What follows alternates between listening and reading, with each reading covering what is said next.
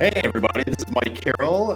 You may have seen me before on some of our other webinars, and I'm back with Sujan Patel, one of my favorite guests and one of the smartest people that I know. For those that don't know who he is, I want to give you a little bit of an introduction so you can get a sense for who he is, what he does.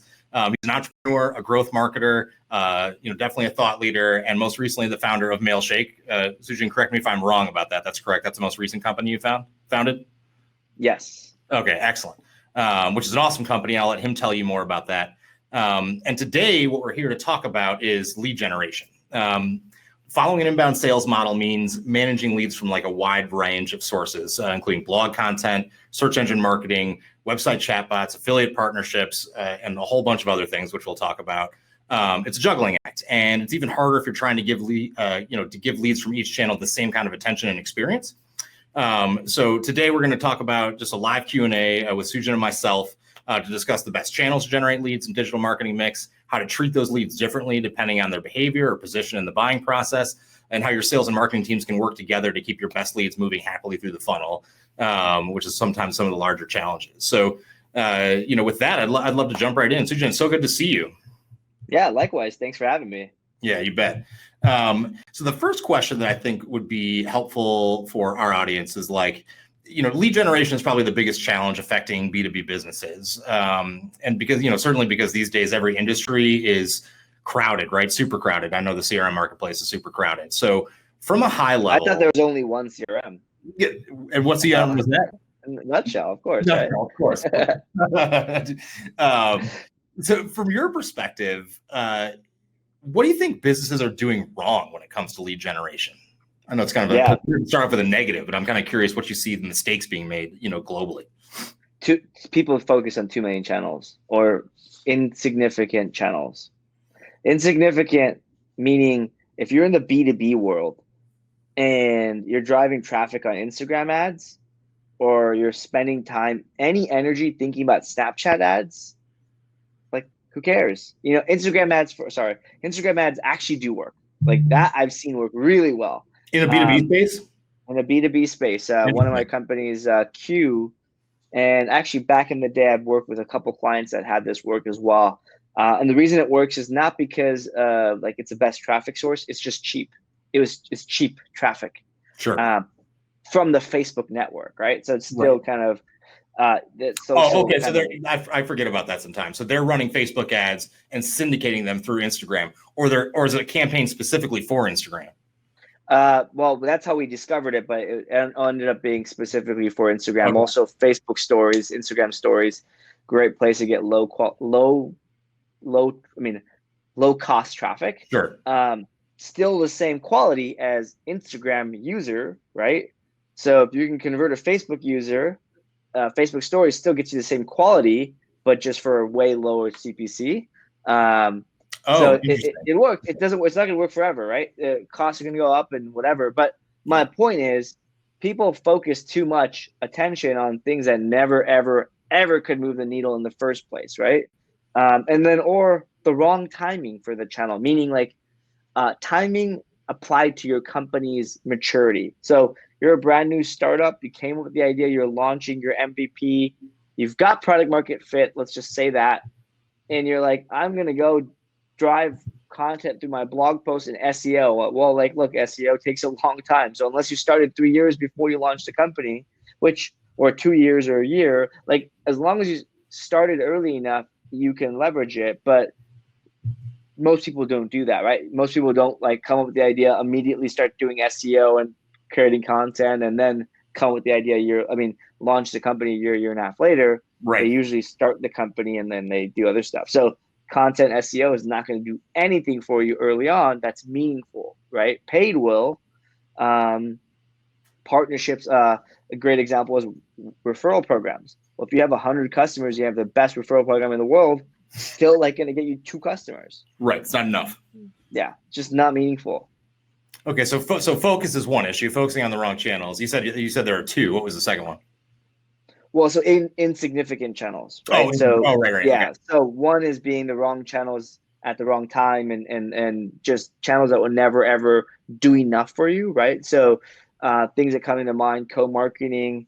Sure. Both of these these things works too. They work as well, but like co-marketing, if you just get the numbers wrong, right? You partner with somebody and they don't have a big email list and they're a new company. Well, you're doing all the marketing. If you're expecting traffic from them, I don't think it's going to work that way, right? It's not going to just pan out. So that's number one. And number two is just really just, or whatever order here, is like focusing too many different things. I'm going to do like 7 channels, right? Right. I'll focus on 3 channels ever, right? And then everything is like sloppy, like whatever, rounding errors, right? Even the biggest companies in the world have their core channels, and then they want to expand other things, but it's generally like 3, maybe 4 channels. Yeah, which we're the same way here at Nutshell. And the one thing I really like that you mentioned is the timing factor, right? So, and I've one question on it. I know because everyone's burning. The burning question is going to be, well, how do I figure out which channel? And we're going to get to that in just a second. But I think the timing issue makes a ton of sense, and I'll give everyone an example. At Nutshell, our blog is getting anywhere from we'll call it 40 to 50,000 uniques a month. We are coming off of AdWords, and you and I have talked about this previously, and sort of drawing down our paid spend and pushing more money into organic. But to your point, it's the right time for us to do that. Like, we have that opportunity because we've spent years building an audience over here, and now it's of enough size that it's going to have an effect. So we're taking that time. So for the audience, I think it's important for them to remember that thing very specifically. Is like, if you're looking for an immediate result, you need to start doing the long con, the organic content, and the SEO stuff now. For sure, you can't not do that. But it's not going to, if you need your first customer, you need to pick up the telephone, I guess is what I would say there. So I think it comes from like 0 to 100, 100 to 1,000, 1,000 to 10,000. And somewhere in the thousands, it's all long-term channel, right? But like in the beginning, it's all brute force, like go door to door if you need to, right? Outbound sales is like go to networking events, go to conferences, whatever, right? Now, if you look at conferences as like trade shows as a strategy, when you have 10,000 customers, it's probably going to be a rounding error. Oh, interesting. But you're saying that a trade show, that type of program, if you have 0 customers or even 100 customers, it might be a more likely channel for you to get some traction, so to speak. If you want to call it. But then there's also trade shows that work for a business, right? So, I know a few companies, if you're selling high ACV contracts, customers, boom, that's trade shows could be the channel for you, right? Just depends also on that business model too.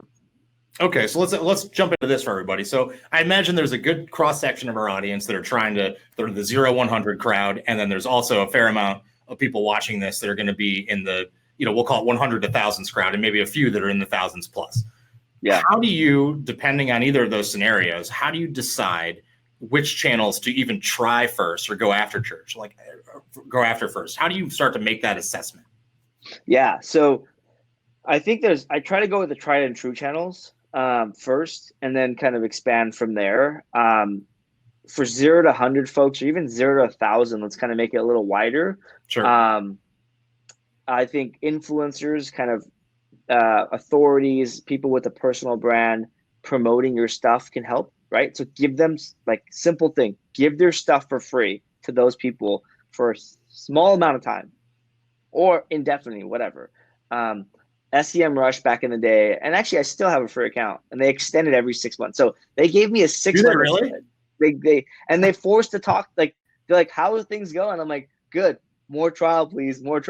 Right? Like, and it's awesome. Like, great strategy, right? Like, they give it to me for free. I feel obliged and guilty to like talk about them, right? Yeah, so sure. Hence I'm bringing it up right now, right? So like, they do that every 6 months. Now I think it's a year, but I mean, I'm talking about like 5-6 years into this now of them giving me a free account just because they want me to, like, they want the outcome as me writing about it, but they want me to experience it. That's like what you say, right? Like, obviously they want the outcome. Nobody wants not that, right? Everybody wants that stuff. But they're not even, you're saying they're not even asking you, right? The sheer, motivation is that we're giving it to Sujan for free. And we know that eventually he's going to be like, oh man, they're being really good to me. So I'm going to make, and obviously you're using the tool. So it becomes an easy referral for you to make. Yeah. I mean, I use that. I use Ahrefs as well. I talk about SEMrush way more because like they like nudge me every 6 months and they engage in a real conversation, right? Like, no, I mean, these are we run, so it's expensive. I think like both of them are like $100+ a month, right? It's expensive in the sense like relative to Other other pieces tools of we're spending software. on.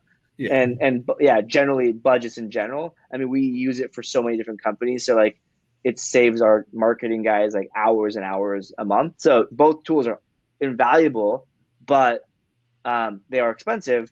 But I talk about one and not the other mainly because I have that relationship, right? They form that relationship. So my point is influencers, uh, not and like don't go to them when your product is shitty. Go to them when you have a polished product, like when it's good.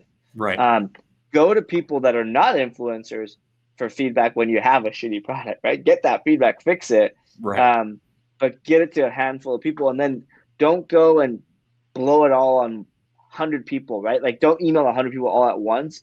Drip it. Get a couple every, whatever, like every couple weeks, months. As you get positive feedback, go more. So that's one. Number two is obviously just advertising, Facebook ads, Google advertising, um, or Google ads, any ad network. What else? So any type of like CPC advertising in email newsletters, like promoted emails, good.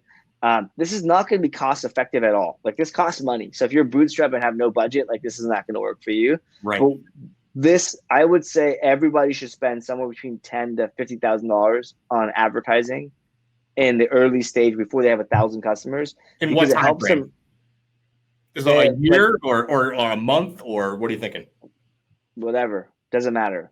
Oh, I see what you're saying. So spend to 10 to 50,000 to get you the customers you need, regardless, even if you're doing so at a break even or maybe even a loss. Right. Yeah. And the faster you spend it, that's just how much money you have to spend. Right. But like, if I would do it over the course of a year or two. Right. Oh, it depends on how fast it takes. So let me tell you why I recommend doing Yeah, this. please. And that will help maybe determine the cadence, or the monthly spend. It's to figure out your funnel, to optimize your funnel. So most people aren't good at CRO and conversion optimization. Off the bat, maybe your flow is missing something, but I guarantee you when you're spending money, you're going to be figuring it out. You're going to be working at it. You're going to be thinking about it. So it's actually more of a investment excuse for you to invest in fixing your funnel, Totally. than it is anything else, because you'll just see the drop off rate. And also like, if you spend a few $1,000, you're gonna be like, oh, well, why am I getting conversions? Oh, maybe I don't have my tracking right. So now like you get tracking, and then you're like, oh, where is it falling off? So it forces you as a founder, salesperson, marketing person to like think about the funnel, the thing that's there, that's not really behind the scenes, but everybody forgets about. They think about their product and they think about their website, but they don't figure out the funnel between those two. Sure. So yeah, it just helps kind of solve that. Cold email, outbound sales, really effective. Effective in the sense that like you're going to get rejected so many times, but like it costs not that much, and you'll figure out your pitch. Now you figure out your sales pitch. So you got your marketing funnel figured out with advertising, and through cold email, you figure out your sales pitch, and you're selling to people who just are hard pressed to say no, or like hard pressed to say yes. I mean, so they're most likely just going to say no. So if you can get those no's into yeses, then you can actually have a pretty good sales script or process. Yeah, and I think that's critical. One of the things I want to like double highlight for the people listening or watching rather is that you can't understand how your process is working unless you blow some traffic into it. And there's lots of ways to do that, but you don't want to. You want to make sure that traffic is high quality traffic, which is why I like your recommendation to start with. At least I'm not a Facebook fan, but it works for a lot of people, and so everyone should pay attention to the channel. But tell me if you agree with this statement. Maybe there's a better way to pose this question. I think the number one channel that everybody needs to try if they're going to do inbound lead generation is search advertising. It's PPC. There's no other channel that's going to give you leads with as high intent as you will when someone is searching for what you're selling, essentially, and then you're buying their attention for 15 seconds to come and take a look at your website. Absolutely. Okay. Absolutely. Especially, and then you can figure out what else is wrong with your stuff, right? And you'll get some success, but you'll figure out the problems, right? You'll have some data too, and you can adjust your pitch quickly. For example, what if how long does it take you to So you're using money to buy time, right? And time and traffic. Because if otherwise, it would take you a long time to figure out your headline on your website sucks, right? Like just imagine it sucking. Your headline just sucked. You could figure that out on Facebook ads, right? You could figure out what I love to do early on is use advertising to test my headlines, copy, everything. So I use that and I use that in my ad copy, and I use click-through rate to determine how impactful it is. So, at Mailshake, simple yet powerful seems to work, right? We've tried a lot of different things, and it's not the best one. It's not the absolute best. Just can't find one that really works much better. That covers kind of our audience. But yeah, it's just tested, and it was tested like years ago, and we continue to try to test, but we can't beat it. I guess. You just went back to what's working. We can beat it for certain segments, but we can't beat it for all segments. So like for simple yet powerful, I think our headline on our homepage says like simple yet powerful sales engagement software, link building software, PR outreach. So like it could work. It doesn't work the best for like one segment, but it blows it out of the water for the other. And so like we have to kind of average out all of them and sounding like real because we have multiple types of customers. Sure. So that's our unique scenario, but I'm sure like that happens to a lot of people. So yeah, I think that's the key. Outbound sales great. Email newsletters are really great because they're cheap. So you're talking about sponsoring newsletters, not necessarily like I know you and I both advocating for building your own email list and having a built-in audience absolutely to market to. We should all be capturing emails, but just to be clear, what you're saying is go out and find niche email marketing newsletters, in your space, and then see if you can sponsor them. Yeah. We do the same thing, by the way. I find it highly valuable. I would tell people watching though, if you want to do something like that, depending on what you're selling, sometimes it's so hard, right? Because it just really depends on what you're selling. If you're selling T-shirts or software, the behavior is so much different, and then everything in between. But when you test those types of newsletters, I definitely would encourage people to try and test the difference between pushing product and pushing content. Depending on your product, you might be able to push your product, and you get a great, you get sales out of it in an e-com situation. But if you're selling a B2B and it's a little bit of a longer sales cycle, it's going to be way easier for you to grab an email address and get someone to call the ball and buy your product or start your free trial right out of a newsletter. Do you agree with that?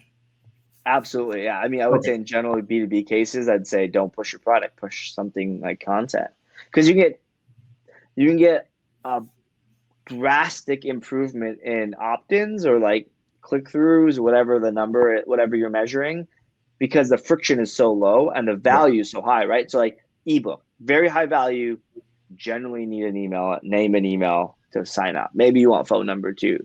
Maybe that adds a friction, but versus sign up for Nutshell.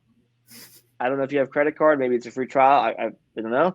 It's a free trial for everybody who's wondering, but yeah. There you go. So free trial, okay, low friction, or download an ebook about how to make your salespeople 10 times more efficient, like a book on tracking or whatever, but making your salespeople 10 times more efficient, high value, immediate high value, and then you ask for name and email, right? So that might be 5-10 times more valuable, and so therefore more people will click on it, right? Versus trying to sell somebody at the first pass through versus the second, right? So and I want to talk about building an email list for a second, because I think that's really, really powerful.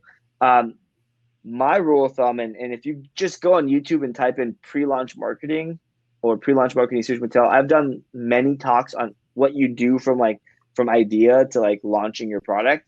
But ultimately, collecting emails is one of the most powerful and important things. And the reason for that is it's your email list, it's your audience, it's your people who bought in to the general concept of what you're doing. Send them an email every week along the way of building the product, or you can't do every week, maybe every 2 weeks, every month, whatever it is. Stay in constant communication with something of value. You don't have time to create content, curate content. Yeah. You definitely have an hour to curate content. One of my favorite newsletters ever, I actually have a lot of newsletters I love. One is my favorite one is the Heath and Shaw's Product Habits newsletter. Oh, I haven't every Monday. Every Monday, if you go to producthabits.com, He has a weekly newsletter. He just sends like maybe 7 or 10 of the best articles. Some of them are like his properties or whatever. So like it's still good stuff, but like it's just content that's great, right? He's been curate this list. This every newsletter for like 6 or 7 years, right? So and it keeps growing. But if you don't have time to create content, curate it, because the person who gets the credit for the value is the person they hear it from, not the creator, right? Like you don't go to you give Fox News the credit for their shitty, like depressing the world's going to end ads, right? Or like right wing, left wing stuff, CNN, Fox News. You don't blame always the cause, the root. Like there's coronavirus. No, you like, okay, that's there. You don't blame the people who have coronavirus. You're like, oh crap, there's a virus going on, right? Like you blame the news. You kind of attribute that to the news, right? So like, so anyways, maybe that's not the greatest example, but you get what I'm saying. I think it's a good example. I used to work in a newsroom, actually. I wrote for the morning show and then for the evening news at Channel 4 in Detroit, like very early on in my career. And what most people don't know about local news is that like 80% of the stories that they're pushing to you are written by the Associated Press.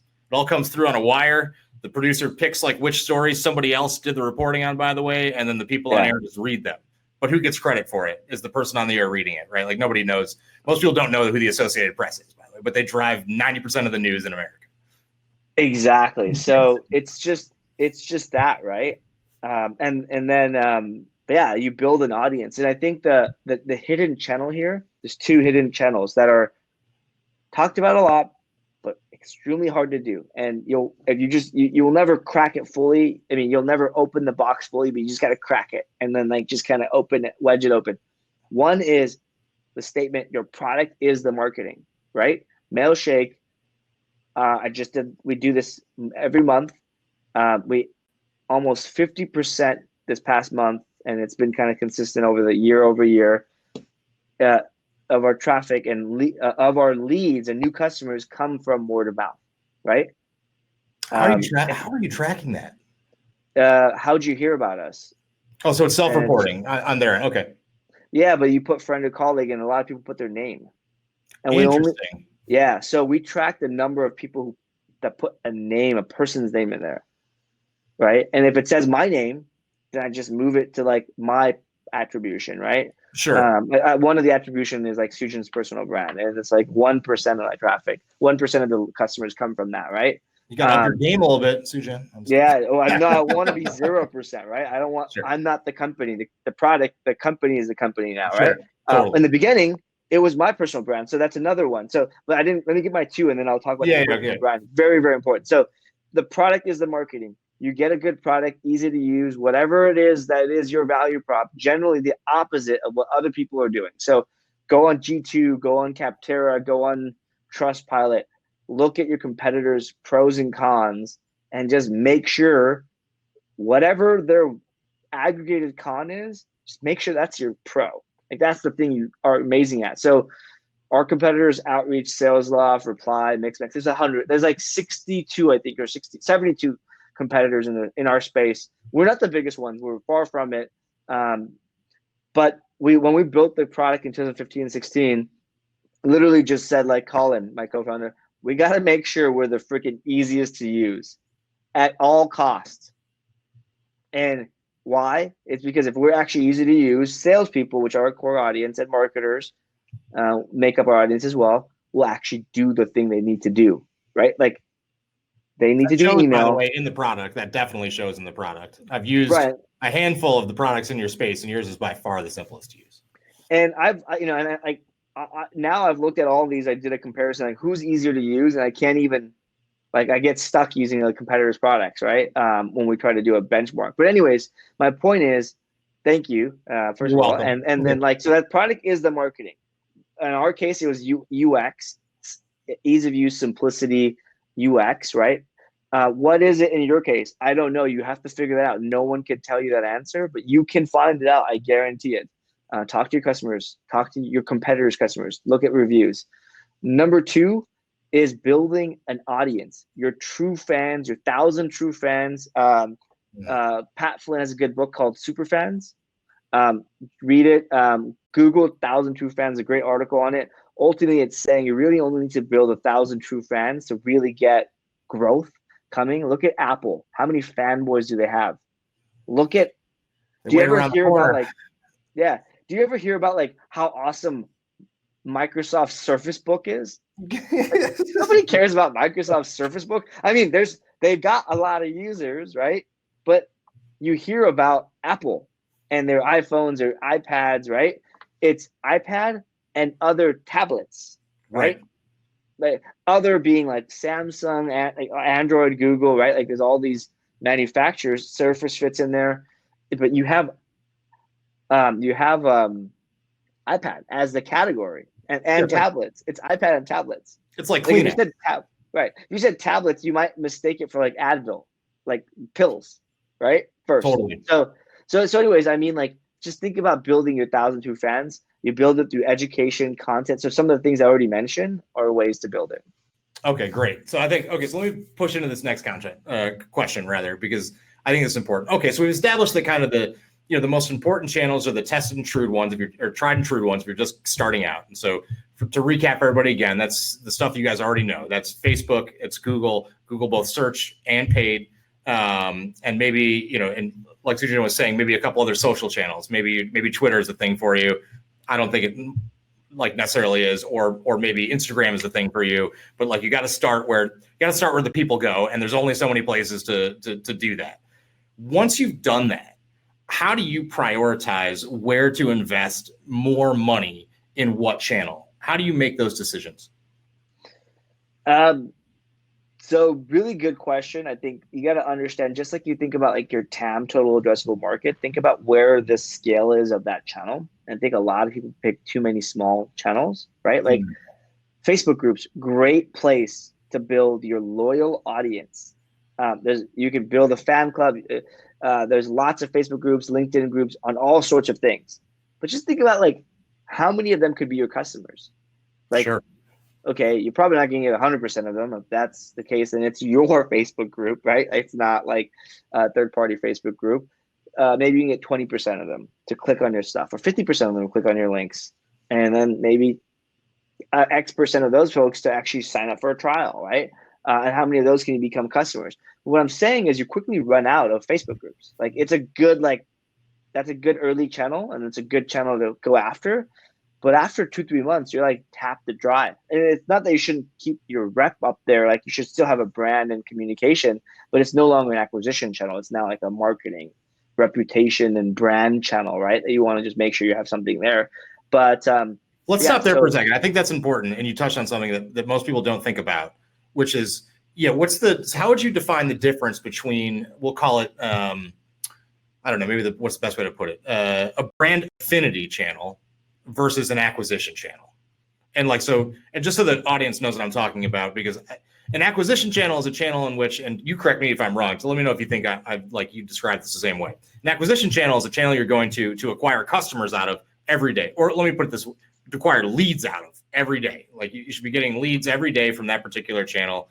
And then an affinity channel is someplace where you're going to, I don't know, hang out with people that both either A, like your product, or B, like live in and around your space, that talk about it frequently, and they might already own your product, or they might even own a competitor's product, but like that's where they hang out. Do you think that's a good way to describe those? Absolutely. Okay. Absolutely, right? Like I think it's a blurry line between the two for most people, but it's actually very clear, right? Like groups, social channels, generally are great for building your brand, your reputation, and it's initially getting customers.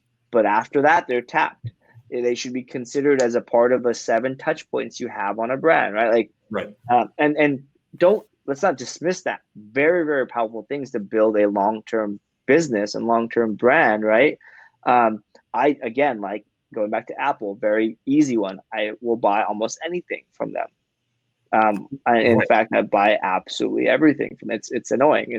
They take my money, and then they should just like cash things from my bank account as the new product comes out, and they just deliver to my house. But anyways, but yeah, it is like making the deposits, right? And eventually you kind of build that trust, and versus search hot with keywords that have search intent that can consistently drive traffic, right? Right. It's transactional in nature. It's a little bit more transactional, yeah. And you need both, but let's not mistake one for the other, right? And okay, sometimes, sorry, go ahead. Please continue. Sorry. sometimes that group can be a great advocate for new customers, new people, like trade shows, right? Great place. Yeah, you advertise at the same trade show every year. You end up getting most of them to be customers or familiar with you. When new people come through the door, they still can go through that same funnel. They could be a customer at some point. But at some point, if they come again, they're not gonna, and they chose a different solution. They're just gonna know you, not be your customer. Okay, cool. So let's go back to, okay, so not everybody understands that. How do you prioritize your channels for lead generation specifically? So acquisition. I mean, I think you have to focus on channels that are going to drive you growth, right? I would focus 75, 80% of the time on those channels, and then focus on building your brand, your circle of influence slash goodwill across the board, right? But I think you can do it all with content, right? I like that's why I love content marketing, is that you just create good content, and not all of it will convert, or not Right. all of it will bring people that will convert, right? Maybe it'll be shared in a Facebook group and they will never ever convert after the first 100 of them converted, right? But yeah, creating content. So it's a way to kind of tackle both. I like to focus, again, as a business, you kind of have to make money. You have to focus on, as a marketing or a salesperson, you're hitting some sort of metric that is revenue based somehow. Right. Somewhere it hits revenue, hopefully, right? And you have to work on channels that drive growth. I think one of the things that, that people think it's harder to get to than it is, because they want to get super granular, but it's tracking source to sale. And I know you guys do that at Mailshake, and we do that here at Nutshell. And so, but the thing that I want the people watching to know is that when we say source to sale, there's two different types of tracking. There's source to lead, which is like, this is the channels that are sending me the most leads. We had this problem at Nutshell. Facebook was sending us tons of leads. Like none of them are converting. So source to sale is like, which channel is sending you the most sales. So I think when people start to assess which channels to prioritize, you've got to think about the ones that are not just, but like, think about the ones first that are sending you the actual most sales. I would rather get 100 leads from PPC, from AdWords, let's say, and 10 sales than 1,000 leads from Facebook and 2 sales. So that I think there's a balance to be had there. Now, that's not to say, to your point, that those 1,000 leads from Facebook can't be nurtured and re-engaged, and like there's value there, but it might take longer to them. So it all depends on where somebody is in their business, I think. It's like, if you need sales tomorrow, then you need the channel that's going to convert them fast. If you have time to build, then you should be building those affinity channels and like traffic and those types of things. Yeah, I guess I would say, if you're funded, if you're bootstrap, or you're not funded, you need to focus on the sales, not the other stuff. It's so easy to get caught up. Like, Facebook can drive you thousands of leads that are never going to convert, right? Right. I think there's all these leading indicators that are false, that unless you get the sales from it, I would say, like, focus on that. I think it's so easy to get kind of caught up. I remember one year we used to work with Salesforce. Do you remember Chatter? They launched like some chat thingy called Chatter. Oh, I forgot what it was. I don't even know what it does. But I don't remember what it's called, but I know what you're talking about. They blew, like, they let us go as a client. They reduced our contract. They were a client of ours. I can't share what we did, but I'll tell you, it's because they launched a Super Bowl commercial that they blew their whole budget in February, and then they had to go and figure out how to get the actual revenue in the door through like 80% with 20% of the budget, because they spent 80% of the budget on this crazy Super Bowl commercial. This is a mistake for everybody, like, worth remembering, right? Which, particularly if you're, and like 99% of the people watching this, including us, by the way, we can't afford to do that. I know you can't afford to do that. So if you're not paying attention to like what's driving revenue, then you can spend money really fast, particularly when it comes to AdWords. And I don't think anybody here is talking about buying a Super Bowl ad. Although that would be Yeah. super awesome. I would love to write the Nutshell Super Bowl ad. Yeah, it would be awesome, but you'd get like 50 customers, right? That's right. And like 50 million people would say, what the That was hell cool. are you talking about? Yeah. No, not even Yeah. that. Like, what the heck was this? Right? Like, what did these guys do? And if people think you're cool, great. Like, so what? They're not your customer, right? So, like, I think it's very important to know, like, these ad platforms in general, it's their job to show leading indicators of success. TV, any media, right? Like radio. I can get shit ton of impressions, but like, are people going to buy? Now, there are companies like podcast advertising, not as many impressions compared to radio, but you can target the podcast that may have your exact audience, right? Right. High intent. They're not buying. I mean, sorry, high potential to like highly relevant, not high intent, right? Still advertising is still out there. So it may not work in the first place, but like radio versus podcast, I'd go with podcast any day because I can actually measure it. Right. So what I hear you saying for those is that when you're focusing on lead generation specifically, you want to focus on kind of three things, right? Is like make sure that whatever type of advertising you're buying, I'm going to add a third thing in here, but can be targeted to the right people that you're looking for. So obviously you need to know who those people are, but most business owners and teams, you know who your customers are, or at least who they should be. It's usually pretty obvious to you. And then two, those channels that also allow you to target intent, like their intent to buy. They're in the market to buy right now, so it's not a guess. And then the third one I would say is like they should be able to take action in that channel. So like using your Salesforce example, as opposed to buying a Super Bowl commercial, I would say you go spend the money to target a particular type of people on Hulu and buy the ad that lets you watch a Hulu show ads free. At least you get a captured audience and they can click on a button that's like, yes, I want to go check that out. As opposed to your spray and pray type of spray and pray advertising is great if you're trying to build brand awareness or you're running for public office. If you're trying to generate leads, it's not a useful thing to you.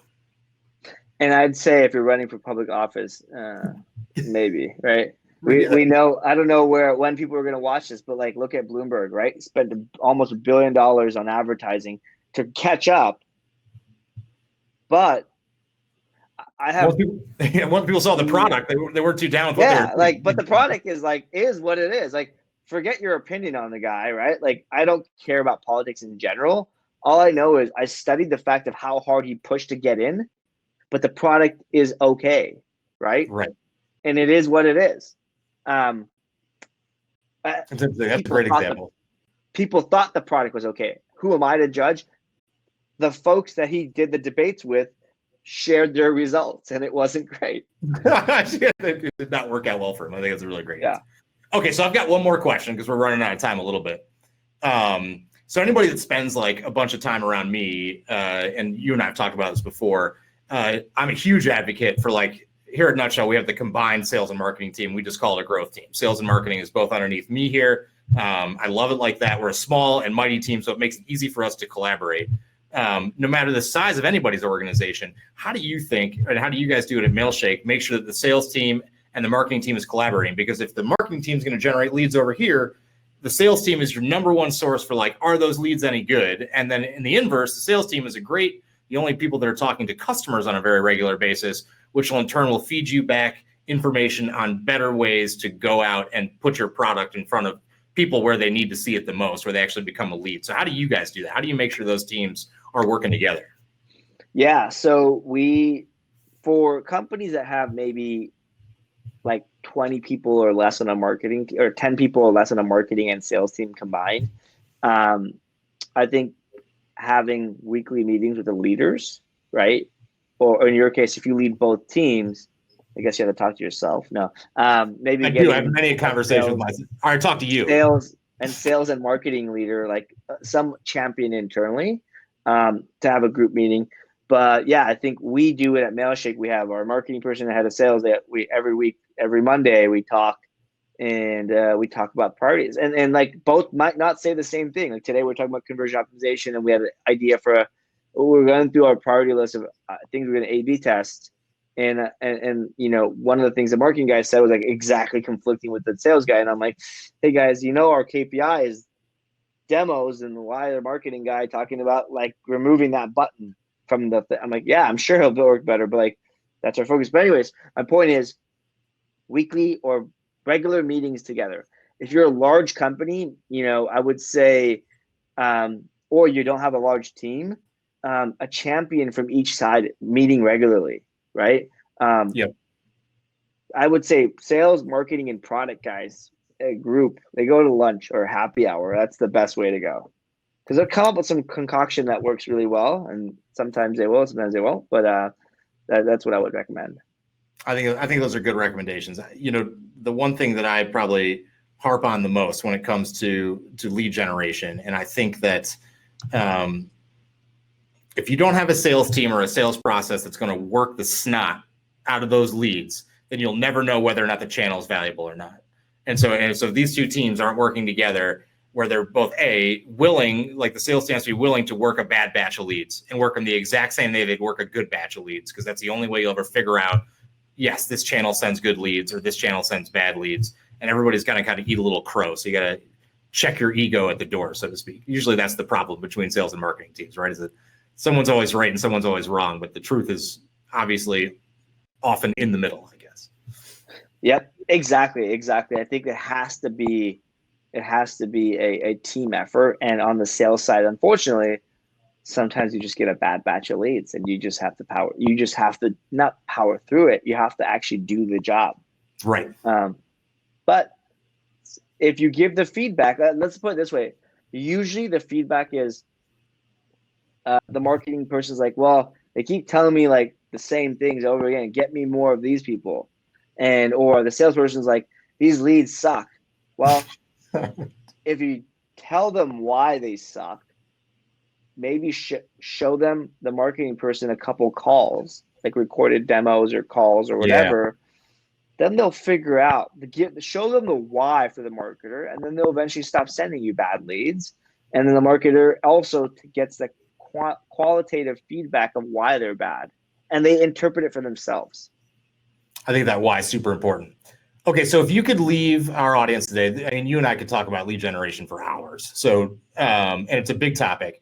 And I'm going to make an offer to the people watching when you're done. But I'm curious, if you could leave them with, I need to go out tomorrow and start generating some more leads. What is your two things, your one piece of advice, and two, what learning resource would you send them to go like really dive deep into this product? Because it's a rabbit hole, right? I mean, it's a huge component of it's the component of marketing, and it takes, I don't want to scare anybody, but you've been doing this for how long? 15 years, 16 years. Right. So you've been generating leads for 15, 16 years. I've been generating leads for, almost 10 now, I suppose. So you got to learn a bunch of stuff. So, okay. So where do they go to learn, aside from the Sell to Win blog, although we don't write that much about lead generation, so we're not a good resource. And two, what's the one piece of advice you would give them? Yeah. So I think where to go to learn, well, first of all, I think my way of learning is you go to any site, any blog, and just follow the links you find interesting, and you will have a huge list of things. But I would say growthhackers.com, my site, sujanpatel.com, my personal site, I talk about growth, sales, all the things. Follow the links, Growth Hackers kind of gets you kind of an aggregate. For lead gen, I think one that's really good is Traffic Think Tank. It's a Slack group. I think it's a paid membership. Really awesome resource.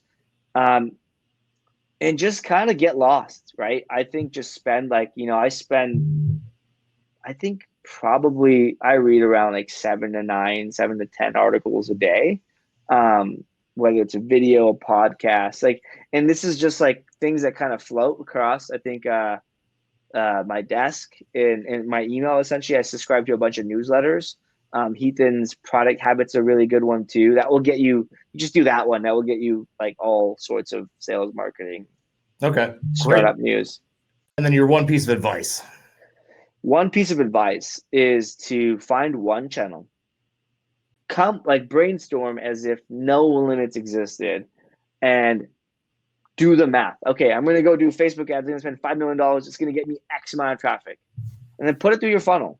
How much traffic goes $5 million, how much traffic does $5 million buy you? And put it through your funnel. Use your real numbers from your last month.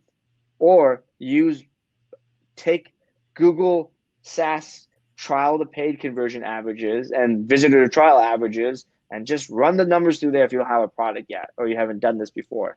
And just do every channel you can imagine, every channel we talked about, influencers, how many traffic are they going to give you? Whatever, like run it all and see what channel works best for you. I guarantee you when you run $5 million of Facebook ads, you'll see how much it will drive you, and you'll find that your funnel is actually the thing that's broken. So you probably don't want to do that, right? You probably don't want to do that many ads. Or and you think about your influencers, oh, cool, like they actually have a higher conversion rate because of they're coming from somebody.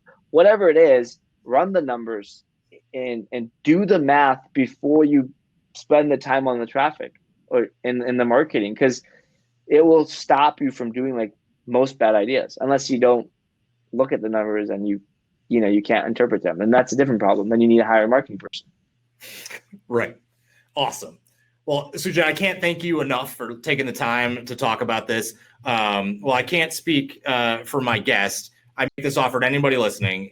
I'm sure that anybody who's watching this has generated at least 5 or 10 questions. If I will answer any one of those questions, I only have one request, is that you post it on LinkedIn and then mention me in the comments, and then I will come and share it. We can even jump on the phone. It doesn't matter. I'm all into things that don't scale this year. It's my new mantra. Nice. So I will answer whatever question you want, but you got to post it in LinkedIn. So please do that. And thank you, by the way, for attending Boundless, because you're only seeing this if you did. And have an awesome day. Good luck with your lead generation. Sujan, thank you so much. My pleasure. Take care, everyone.